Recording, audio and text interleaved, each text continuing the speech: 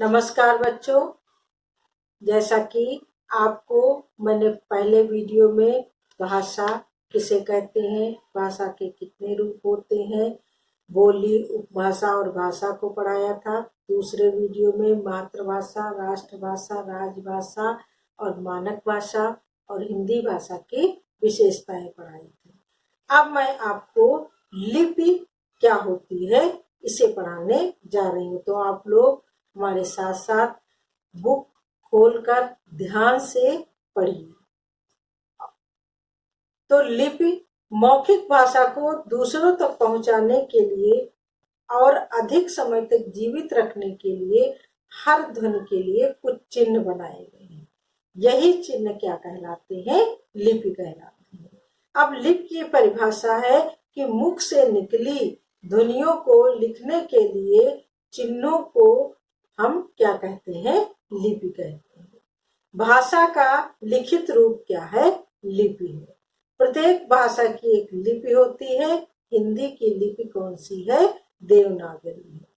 लिपि की खोज में ही मनुष्य को अपने विचार अगली पीढ़ी के लिए उपलब्ध कराए हैं। अब कुछ प्रमुख भाषाएं हैं और उनकी लिपियां हैं। तो लिपि देवनागरी, उनकी प्रमुख भाषाएं कौन सी हैं? हिंदी, संस्कृत, मराठी, नेपाली। रोमन की अंग्रेजी और फ्रांसीसी, जर्मन। बंगला बंगाली, गुरमुखी पंजाबी, फारसी की उर्दू। अब बच्चों ये तो हो गई लिपि। अब हिंदी भाषाओं की कौन सी लिपियां हैं? हिंदी, संस्कृत की मराठी, नेपाली की देवनागरी, रोमन अंग्रेजी फ्रांसीसी, बंगला की बंगाली, गुरमुखी की पंजाबी और फारसी की उर्दू। अब आगे है आपके व्याकरण। व्याकरण वह शास्त्र है जो भाषा के शुद्ध और सर्वमान्य रूप के लिए नियम बनाता है। भाषा को क्या करता है? अनुशासित करता है। जीवित भाषा का भी एक व्याकरण होता है।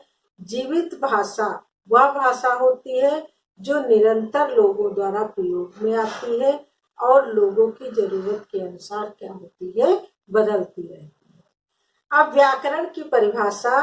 व्याकरण वह शास्त्र है जिसके द्वारा हम भाषा के नियमों को जानकर उसे सिद्ध लिखना, पढ़ना और बोलना सीखते हैं। अब व्याकरण के 4 मुख्य भेद हैं।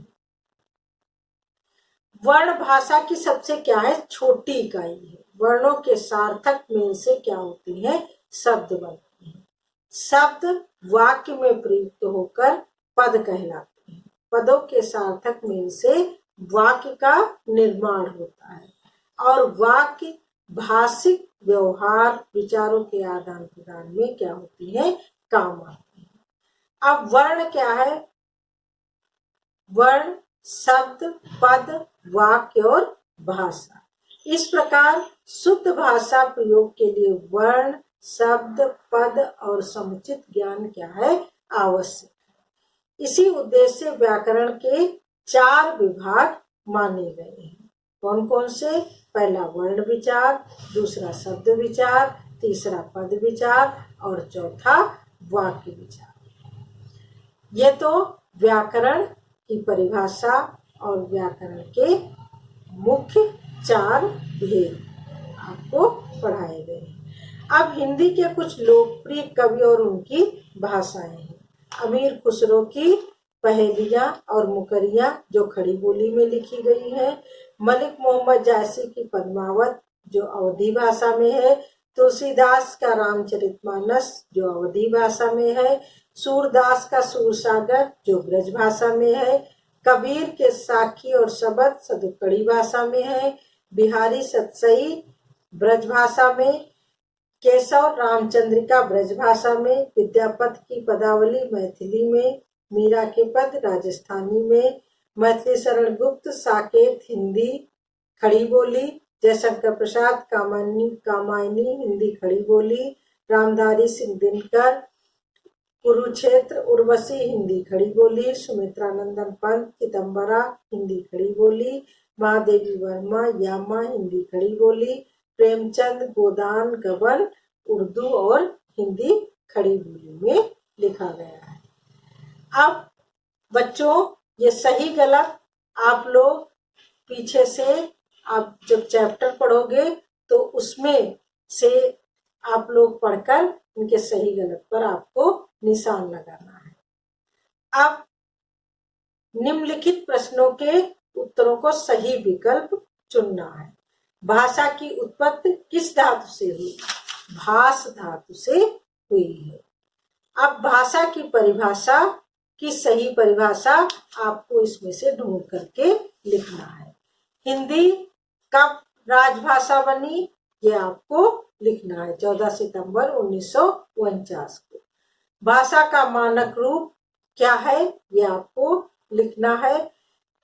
पश्चिमी हिंदी की प्रमुख बोलियां कौन सी हैं, ये लिखनी है। साकेत किस कवि की रचना है, पीछे दिया हुआ है, लिखना है। लिपि किसे कहते हैं, ये भी, इसकी भी परिभाषा आपको पढ़ा चुके हैं। मातृभाषा किसे कहते हैं, ये आपको पीछे से देखकर इन पर आपको खुद पढ़कर निशान लगाना है, और जो आपको समझ में नहीं आए वो आपको पूछना है।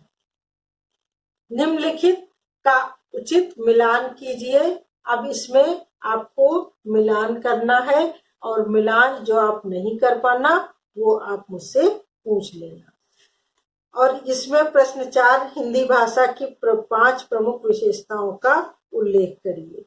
पीछे दी हुई है, जिसको आपको पीछे से देख करके लिखना है।